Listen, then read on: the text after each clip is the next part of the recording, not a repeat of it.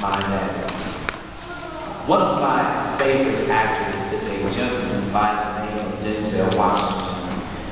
In one of his groundbreaking films entitled Malcolm X, he gives a particular challenge to the men in the mob, stating that any person can make a baby, but it takes a man to be a father.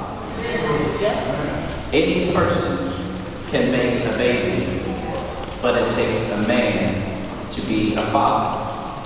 Now, most of us would assume this idea to be a reality, simply because it confirms that a man plays a significant role in the household.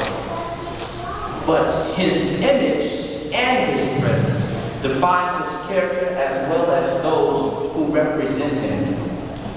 Resemblance shows connection, ancestry, heritage, and foundation.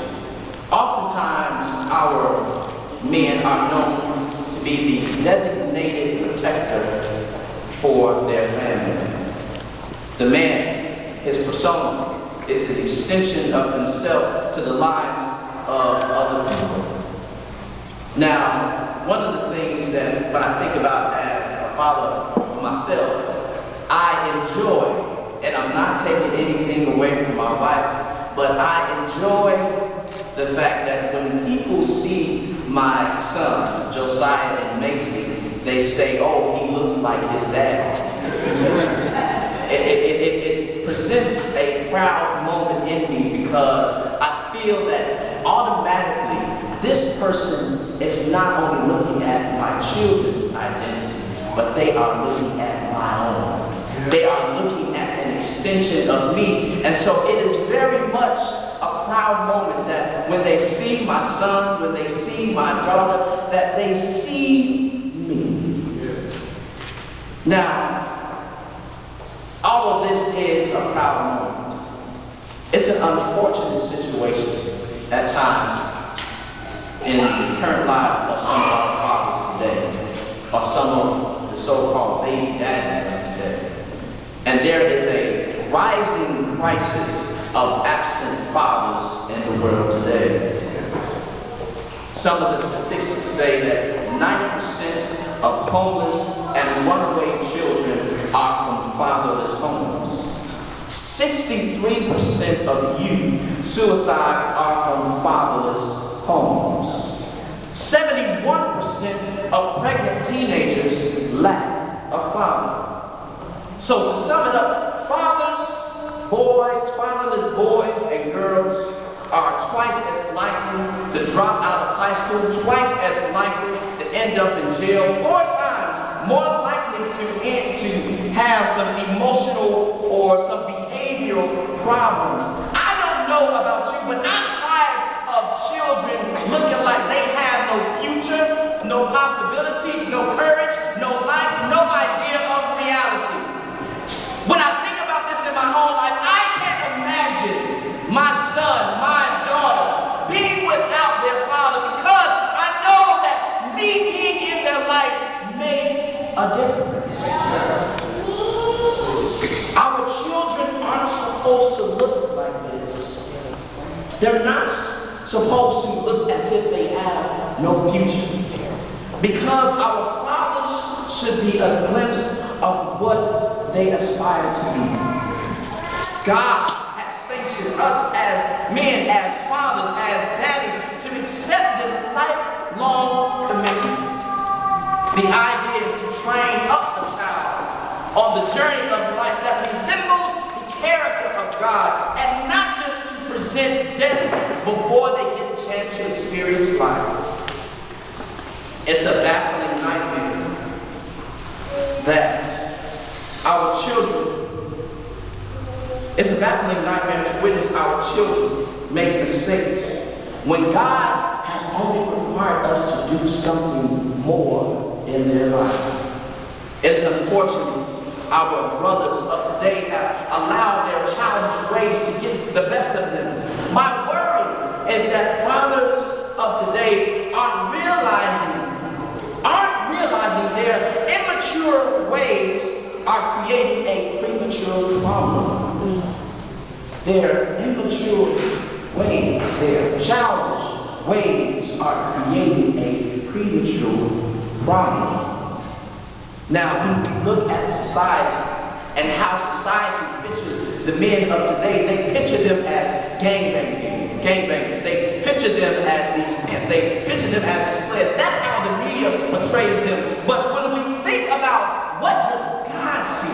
What is God trying to tell them? God is telling them, according to how I like to use Matthew chapter 3, verse 17 says, "And behold, a voice from heaven said, 'This is my beloved Son, with whom I am well pleased.'" This voice is speaking something prophetic into the lives of our fathers and even to our absent fathers, is that God is still wanting to say this about us. I am well pleased with you. Prove to me that I can be pleased with how you need to become as a father. Pleased with how you treat our women. Pleased with how you treat our sisters. Pleased with how you treat our wives. Pleased with how you treat our sons. Pleased with how you treat our daughters. Pleased with how you treat our families. Pleased with how you treat our elders. Pleased with how you treat ourselves. I don't know about you, but is there anybody here in the house of God that just wants to please God? To the men, we must never get too comfortable or content with believing our image doesn't affect those closest to us. In order to be a reflection of God and how we choose to have our children to reflect us, we must resemble love. Love. The most important thing for our children to see in life is unconditional love. It is important because our children witness tragedy on a daily basis. Demonic forces that attempt to steer them away from the guided path that you have set before them. Arrogant people that try to cloud their minds, try to cloud their growing minds with ideas that can tear down their spirit. But with the antidote of unconditional love, their wonders become realities. Their dreams become reality. The Bible tells us that when we desire to do good, evil is always present. But when I desire to look like the love of God that God has placed inside of me, I begin to see things clearly. Yes, we may feel ashamed, lost, or even unsure of how to be effective fathers at times. But when the look of love is on us, resides with us, and gives us courage, something new begins to happen. We begin to understand that we can bear all things. We begin to believe that all things are possible to those who love God and are called according to his purpose. We believe that in the midst of worrying of how well we'll take care of our families, that we can begin to activate that faith that is within us. And it can become a definition that is actively taken out, which says it is the substance of things hoped for and the evidence of things not seen. Endures, we must be able to endure every trial, endure every tribulation, endure through the very thing that tries to separate us from the love of God. We must be confident in ourselves that we have to say, my daddy is love, and I just want to look like him. Amen. Another thing is to look like my daddy. I must look and be loyal. I must look and be loyal. Now, loyal can be how I can kind of play with it. Loyal can be a verb, a noun, and an adjective. Now, I recall a situation that I was having with my son, and there was one particular moment when I was picking him up from school, and I was waiting in the car, and I had my daughter basically waiting with me in the back seat.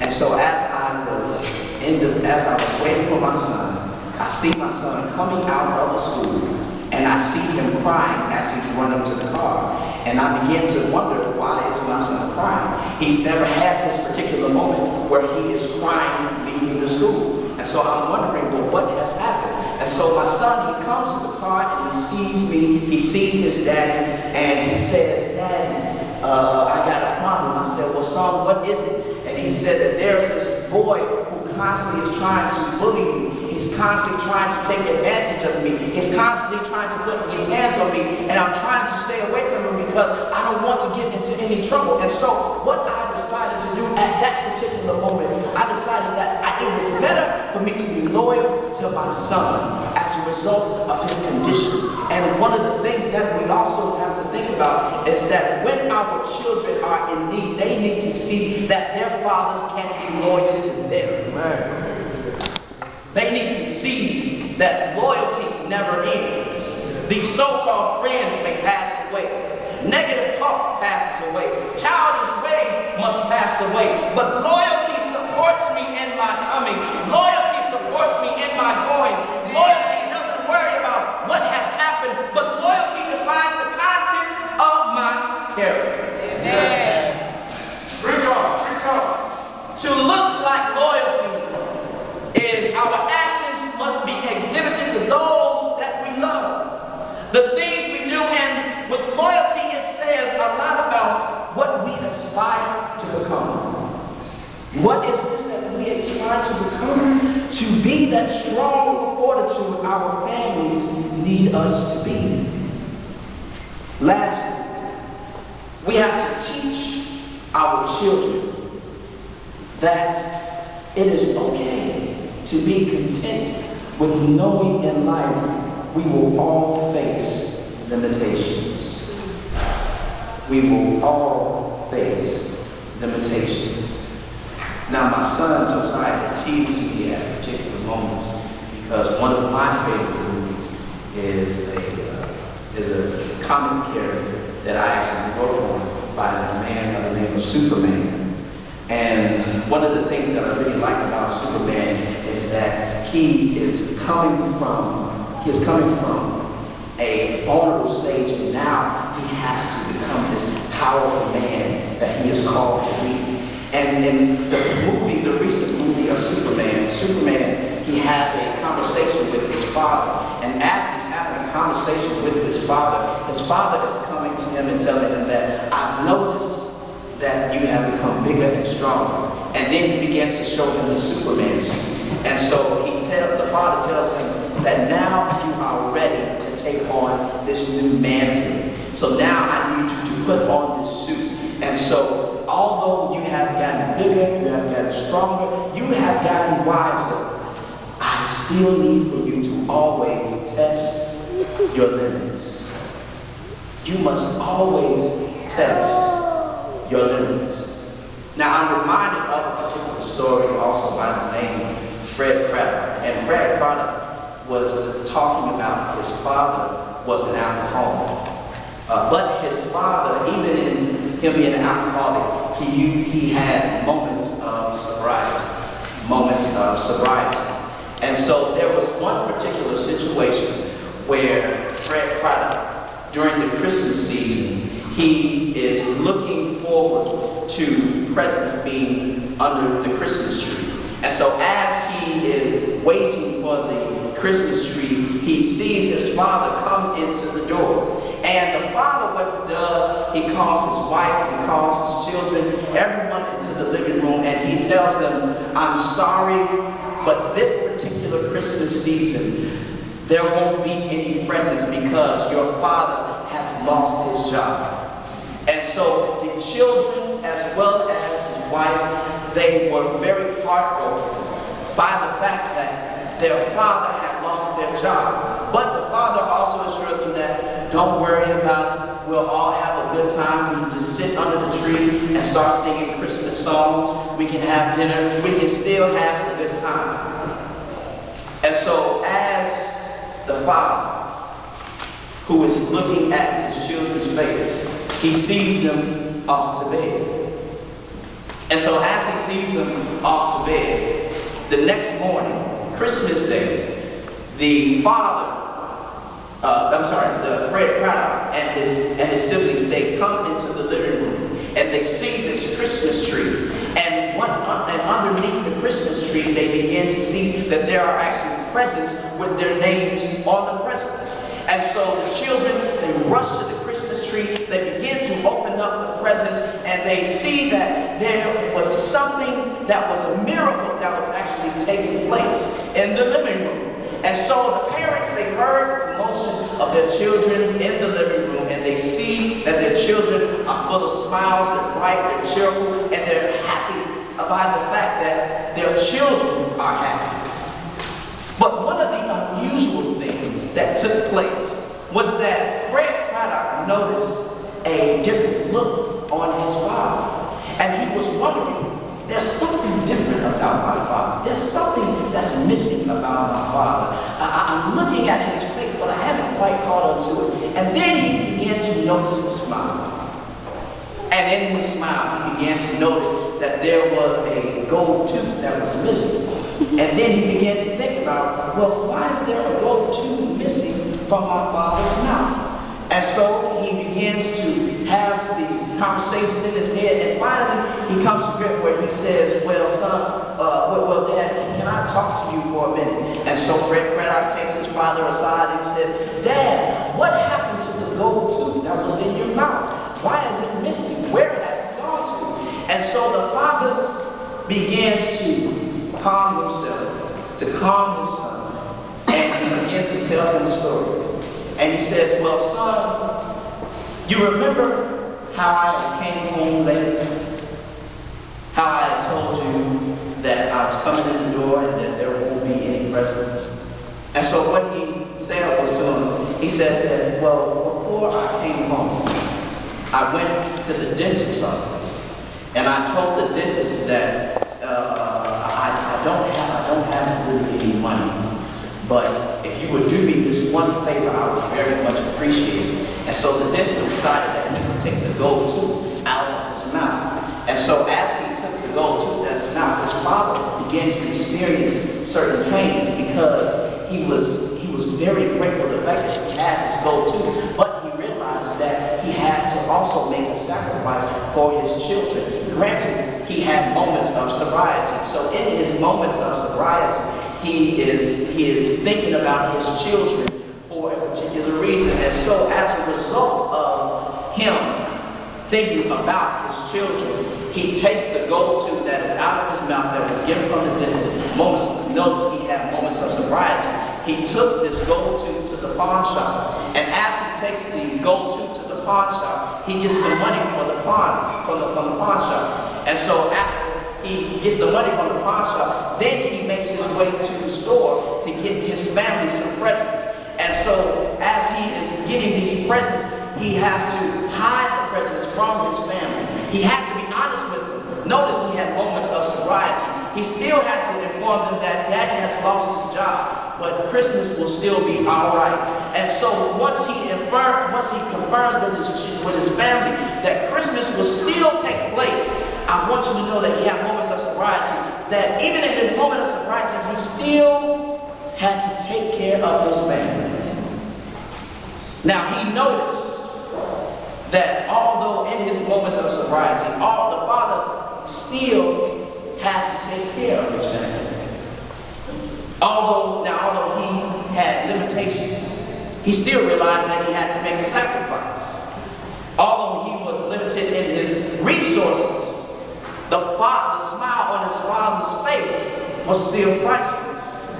And there is a divine man whose name is Jesus, who accepted the fact that some people might not love him. He accepted the fact that some people might not be loyal to him.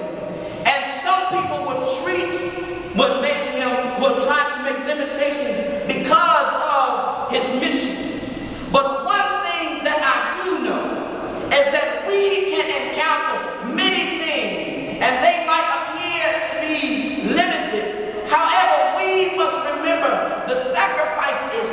greater. God is telling the fathers, the daddies, to look and be that sacrifice. When somebody looks at you, tell them that I look like my daddy. If someone asks you, what does your daddy look like? You can tell them love is patient. Love is kind. Love is not envious. Love is not boastful. Love is not arrogant. And love is not rude. This is what our God, this is what our daddies look like. I'm glad to say that I look like my daddy. I'm glad to say that I look like my daddy. My daddy can do wonderful things. So